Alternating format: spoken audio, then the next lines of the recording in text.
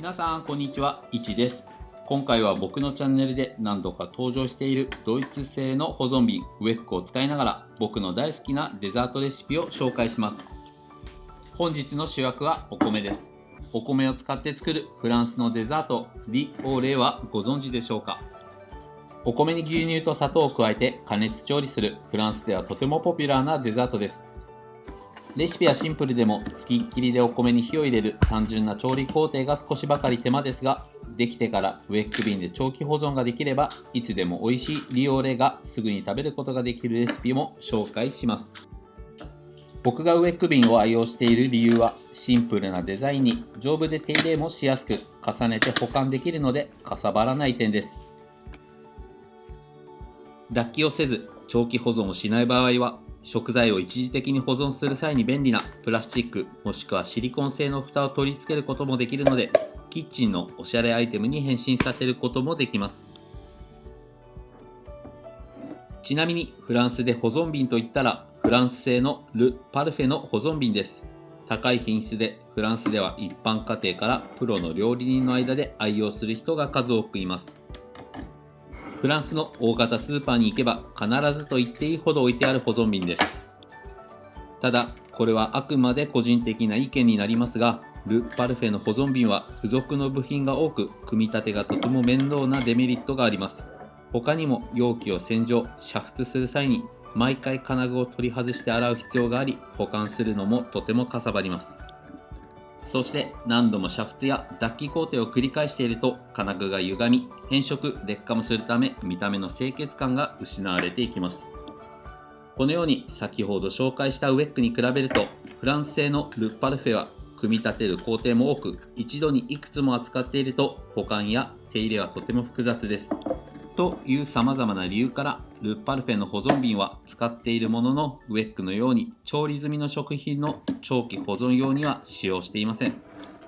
現在は乾物や乾燥ハーブ、そして脱気工程をしなくても食材を1ヶ月ほど長期保存できるピクルス等の保存容器として愛用しています。こちらはすでに1ヶ月前に作って脱気・滅菌してあるリオーレです。脱気が成功していれば金具を取っても蓋は取れません。蓋を開けるときはゴムパッキンの突出部分を引っ張れば簡単に開けることができるシンプルなデザインは最高ですね。それでは調理を始める前に瓶の煮沸から始めますが、まずはほんの少しだけお湯の中にアルコール酢を入れます。フランスの水は炭酸カルシウムが多く含まれた硬水なので、お湯を沸かすと炭酸カルシウムが白い粉となって瓶に付着してしまいます。その問題を解決するためにアルコール酢を入れると炭酸カルシウムがお酢に反応して溶けるので白い粉の瓶への付着問題を解決することができます。保存瓶はお湯が沸いてから入れてもいいのですが、僕はたくさん瓶を煮沸しないときは水から沸かしています。お湯が沸騰したら5分間瓶を煮沸してゴムパッキンは1分間だけ煮沸します。ゴムパッキンはあまり長い時間煮沸すると変形するリスクがあるので注意してください。やけどに十分注意しながら瓶をお湯から取り出します。煮沸後は瓶についた水滴が素早く蒸発しますが、隙間に残った水分はキッチンペーパーなどでしっかり拭き取ります。水滴が残ったまま食品を入れて保存瓶に蓋をしてしまうとカビの繁殖の原因になるので水分はしっかり取り除きます。これで保存瓶の下準備は完了です。さてリオーレですが作り方はとてもシンプルです。ただお米が主食の日本人にとっては牛乳でお米を炊くデザートに抵抗のある方は多いかもしれません。僕自身はフランスに来てから初めて食べたリオーレがとっても気に入って一時期毎週のように食べていたくらい今でも好きなスイーツの一つです。今回紹介するレシピはリッチで濃厚な味わいにするために生クリームとバニラビーンズ、そして仕上げにホワイトチョコレートも加えるレシピです。美味しく仕上げるためのポイントは火加減と加熱中にあまり混ぜすぎないことです。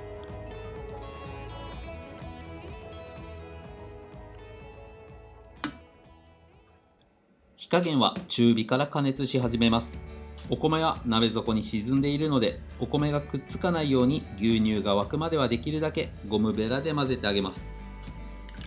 また冷たい牛乳から液体が沸くまでの時間はできるだけ長い方が仕上がりのお米の形が保ちやすく、しっかり火が中まで入りやすいです。今回のレシピでは火にかけてから約10分ほどかけて牛乳を沸かしました。牛乳が沸き始めたら鍋底にお米がくっつかないように注意するとともに、優しい沸騰状態を保ちながら約25分間お米に火を入れます。牛乳が沸いてから10分経過したところですが、お米はまだ硬く液体の濃度もないので、ゴムベラで混ぜてあげないとお米はまだ鍋底に沈んでいる状態です。15分が経過すると混ぜた時にお米が表面に浮き上がるくらいに牛乳に濃度がついてきました。この時点ではお米に芯が残るものの火が入ってきています。あまり混ぜすぎるとお米が崩れて口当たりが悪くなるので注意してください。20分が経過した頃になると混ぜなくてもお米の存在が液体表面にとどまるくらい牛乳に濃度がついています。25分が経過しました。お米の食感を確かめるために味見をして、しっかり火が入っていれば火を止めてください。バニラの鞘を取り出します。完成したリオレーが熱いうちにあらかじめ細かく砕いておいたホワイトチョコレートを加えます。こちらはお好みでオレンジリキュールのグランマルニエを加えて華やかな香りもプラスしました。チョコレートが溶けるまで約1分ほど優しく混ぜてあげましょう。それではリオレーが熱いうちに瓶詰め工程に移ります。今回のリオレーのように食品自体に流動性があるときは、ウェック専用の定具を使うと容器の縁を汚さずに食品を容器に入れる作業をスムーズに行うことができます。それでももし蓋をする前に縁が汚れてしまった場合は、必ず清潔なキッチンペーパーなどで拭き取ってください。縁の汚れはカビの繁殖につながり、密閉を妨げる原因になるからです。今回使用しているウェック瓶の容器の容量は 290ml、 リオレー自体は 190g 容器に入れました。そして食品を容器に入れるときは必ず容器の上部から隙間を約2センチほど開けてあげないと脱気がうまくできないときがあるので注意が必要です。最後に蓋の縁にパッキンを取り付けて容器に蓋をしてから金具を取り付けます。長期保存が目的でなく、冷めてからすぐに召し上がりたいのであれば脱気をする必要はないので、直接瓶の中に入れて冷ましても OK です。その際は表面の乾燥を防ぐために直接ラップをしてから冷蔵庫の中で冷やします。また容器に入れないで全て冷やすのであれば、このような平らなグラタン皿で冷やすと効率よく冷やすことができます。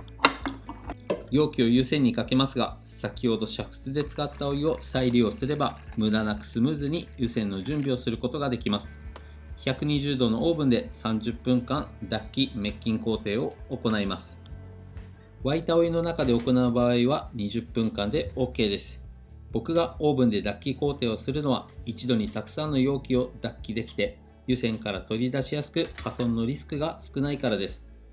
ここまでできれば光の当たらない涼しい場所で3ヶ月間を目安に保管することができます。せっかくなのでリオレーに合うマンゴーソースを作ります。フランスの冬の時期に購入できる南米産のマンゴーは日本のマンゴーのように甘みが強く、みずみずしいものに比べて追熟しなければわずかな酸味と食感も楽しめます。内側の硬い部分は軽くシロップで煮込んでソースにしてから角切りにした外側の甘い部分と合わせます。マンゴー以外にも酸味や甘みに特徴のある季節の果物を使ってリオレと合わせて盛り付けるのはレストランデザートでは定番の仕上げ方です。例えばパイナップルにパッションフルーツ、そしてイチゴやフランボワーズなど見た目にも色鮮やかなフルーツを使い、リオレの味わいを引き立てるソースを作ります。さてマンゴーソースですが、内側の硬い部分のみをシロップで煮込み、液体が半分になるまで煮詰めました。ある程度柔らかくなったらミキサーに入れて滑らかなピューレ状にします。より滑らかにするために今回は裏ごしました。ピューレの粗熱が取れてから角切りにした柔らかい外側のマンゴーと合わせてソースの完成です。こちらは1日休ませてしっかり冷やした状態の利用例です。脱気しないで容器の中で1日冷やした利用例の状態から見てみます。しっかりきれいな形のお米とツヤと濃度のついた牛乳がしっかりお米をまとって理想の仕上がりになりました。すぐに食べないのでシリコン製の蓋をして冷蔵庫で保存します。できてから3日以内に食べていただければ美味しさを保って保存できます。こちらは容器を脱気した利用例です。ゴムパッキンの突起部分を軽く引っ張れば簡単に蓋を開けることができます。適切な保管場所で3ヶ月を目安に保存できると言いましたが、湿度が高く室温も高い不適切な場所に保存していると容器の中の食品が腐敗して自然と蓋が開く場合もあります。衛生環境が優れていない家庭などで作る際は注意が必要です。きれいに仕上げるためにせっかくなのでお皿に盛り付けます。マンゴーソースに少量のライム果汁とライムの皮を加えて爽やかな酸味と香りをプラスします。ソースは利用例の表面に盛り付けますが、全体が隠れないように半分のみにマンゴーソースを盛り付けました。今回のレシピ内では紹介できませんでしたが、今が季節の金柑のシロップにもスライスして食感と爽やかで優しい苦みのアクセントにお皿に盛り付けます。金柑のレシピは概要欄に載せておきます。最後はミントも添えて僕の大大大好きなリオレの完成です。容器の中のリオレを移し替えないで直接盛り付ける場合はマンゴーソースを直接リオレの上にかけて仕上げていきます。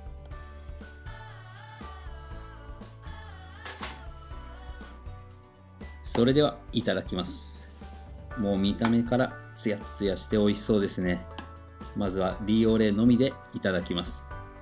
もっちりするお米の食感と濃厚でクリーミーな味わいはほんとやみつきになります。